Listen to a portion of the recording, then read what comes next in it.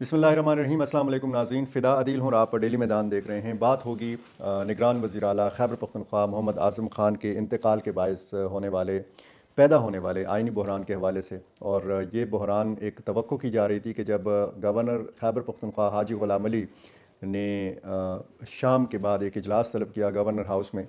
तो ये तवक्को थी कि कुछ इबहम जो है वो दूर हो जाएगा, कोई क्लैरिटी जो है वो आ जाएगी, मामलात जो हैं वो दुरुस्त सिमत में जाना शुरू हो जाएंगे और कोई ऐसी ख़बर आएगी कि हाँ ये मसला जो है ये हल हो रहा है। मसला अब ये है कि निगरान वज़ीर आला अगला कौन होगा, नया निगरान वज़ीर आला कौन होगा। अब ज़ाहिर है कि इसके बाद फिर नाम डिस्कस होंगे, नाम मैदान में आएंगे, नाम दिए जाएंगे, नाम उछाले जाएंगे। लेकिन मसला ये पैदा हुआ, एक तो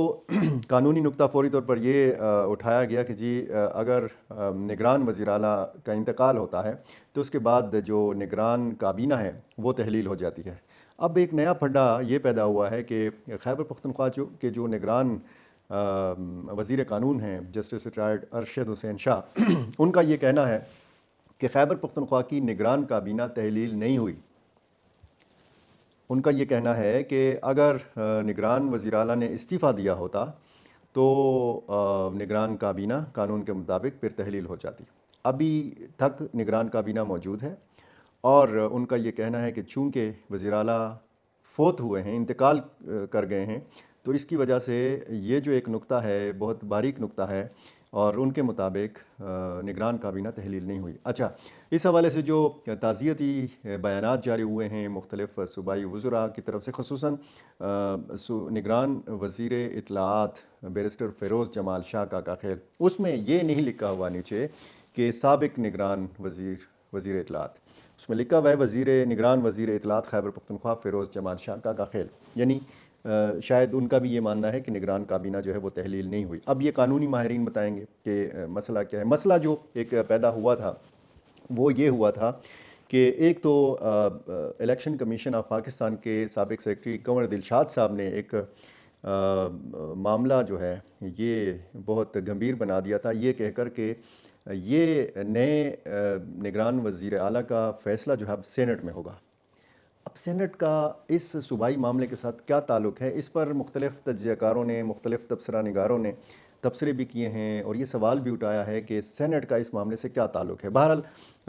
इलेक्शन कमीशन में रहे हैं कंवर दिलशाद साहब, वो शायद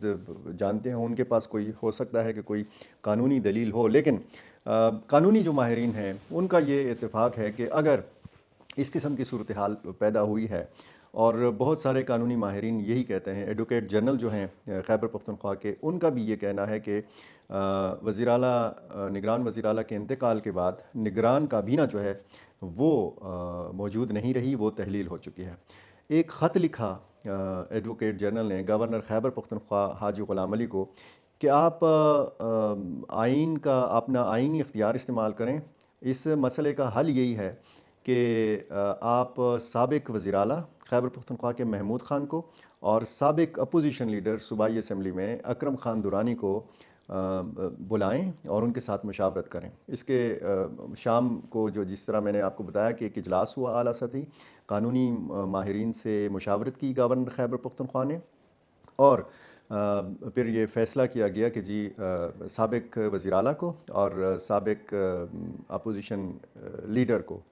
जो है वो तलब किया जाए गवर्नर हाउस। अब 11 बजे का एक मुकर्रर किया गया है वक्त,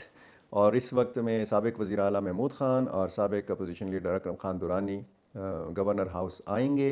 गवर्नर हाजी ग़ुलाम अली से मुशावरत होगी और फिर ये बताया गया है कि 3 दिन के अंदर फिर एक नया नाम जो है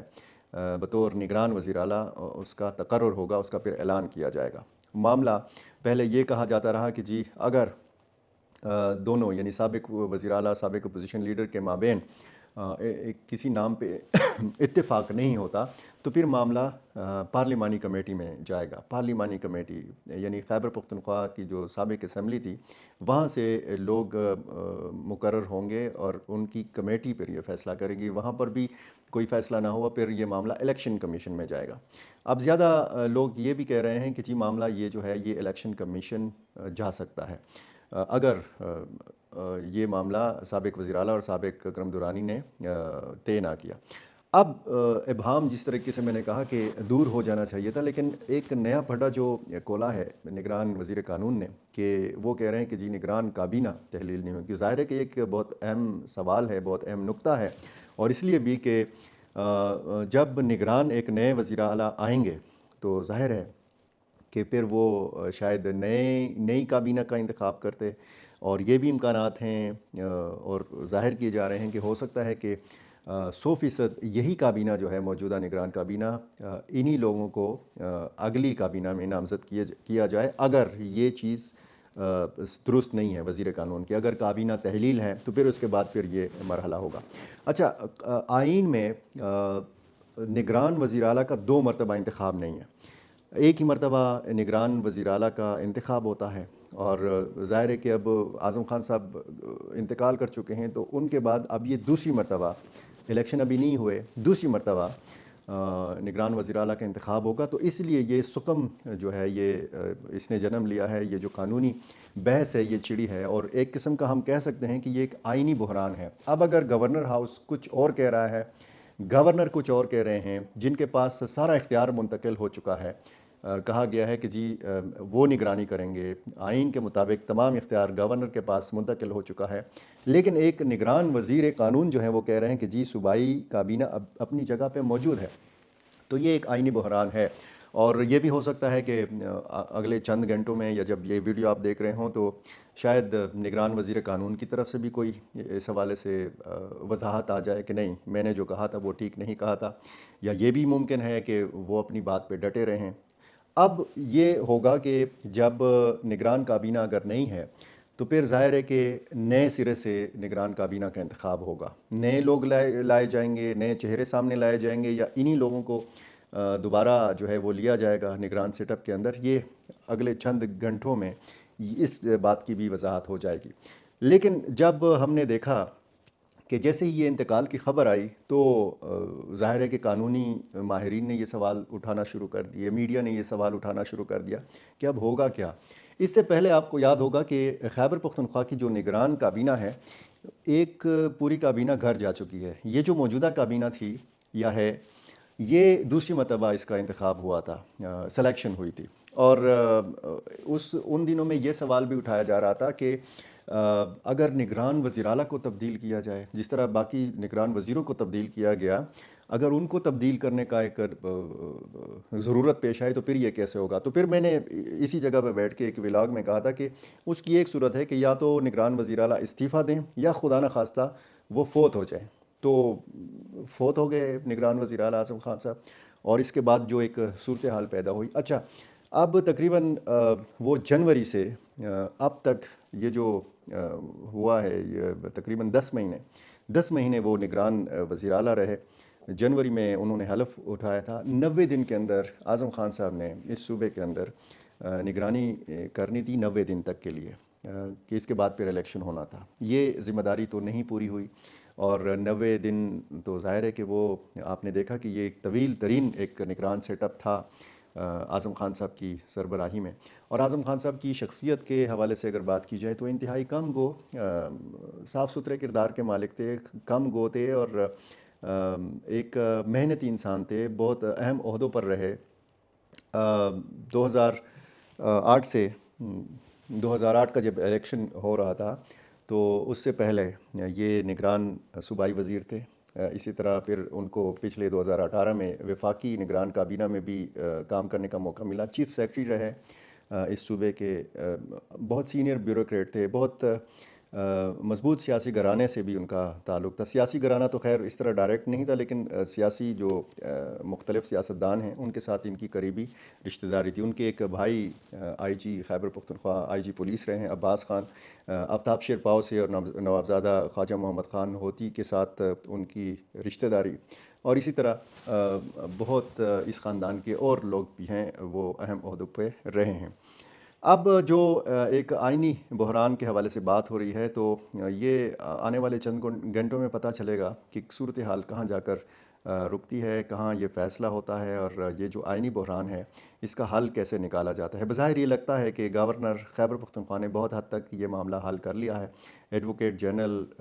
کی مشاورت سے اور ان کی مدد سے، ان کے تعاون سے باقاعدہ اس اجلاس میں یہ سارے نکات جو ہے یہ سامنے لائے گئے، اور یہ بھی ایک امکان ہے کہ یہ جس طریقے سے کہا گیا کہ جی آئینی بحران ہے، یہ پڈا ہے، یہ ہے، وہ ہے، اس طرح کچھ بھی نہ ہو اور معاملہ چند گھنٹوں میں ہی طے ہو جائے۔ یہ بھی ممکن ہے کہ ابھی سے ایک نئے وزیر اعلیٰ کا انتخاب بھی کر لیا گیا ہو، کیونکہ آپ کو پتہ ہے انتخاب کہاں پہ ہوتا ہے، ناموں کی منظوری کہاں سے آتی ہے۔ یہ خطوط بھی لکھے جائیں گے، یہ معاملات بھی سامنے آئیں گے، لیکن فیصلہ تو وہی ہونا ہوتا ہے جو فیصلہ کرنے والوں نے کر لیا ہوتا ہے۔ دیکھنا اب یہ ہے کہ نئے نگران وزیر اعلیٰ کون بنتے ہیں۔ اگر نگران کابینہ نہیں ہے تو کیا نئے چہرے اس میں آئیں گے، کیونکہ الیکشن میں تو ابھی دن ہے، اور یہ امکان زیادہ ہے کہ یہی کابینہ کام کرتی رہے۔ تو ہماری اس معاملے کے اوپر بھی نظر ہے، جیسے ہی کوئی اپڈیٹ سامنے آئے گی ہم آپ کے سامنے رکھیں گے، اور اگر اس حوالے سے کوئی نام بھی سامنے آئیں گے، میڈیا میں ظاہر ہے کہ آ جاتے ہیں، سوشل میڈیا پہ بھی آ جاتے ہیں، وہ آپ کے ساتھ ضرور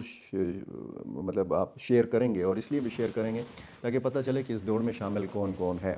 اس سے پہلے بھی کچھ لوگوں کے نام لیے جاتے رہے، اور یہ بھی امکان ہے کہ موجودہ جو ایک نگران کابینہ میں جو لوگ تھے یا ہیں، ابھی تک میں بھی کنفیوز ہوں کہ ابھی نگران کابینہ ہے یا نہیں ہے، انہی میں سے کسی کو نگران وزیر اعلیٰ مقرر کیا جائے۔ پچھلی نگران کابینہ میں ایک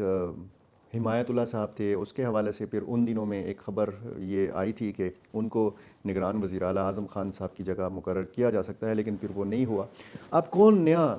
وزیر اعلیٰ بنے گا، اس پر بھی نظر رکھیں گے۔ نگران کابینہ کا کیا مستقبل ہوگا، اس پر بھی نظر رکھیں گے۔ یہ واقعی جو آج سارا دن یہ چلتا رہا میڈیا پہ کہ جی ایک آئینی بحران ہے، یہ واقعی میں ایک آئینی بحران تھا، یا سابق وزیر اعلیٰ محمود خان اور سابق اپوزیشن لیڈر اکرم درانی مل بیٹھ کر اس معاملے کو حل کر لیں گے؟ زیادہ امکان یہی ہے کہ اس میں بہت زیادہ انتظار نہیں کرایا جائے گا اور بہت جلد یہ فیصلہ کر لیا جائے گا۔ بہت شکریہ۔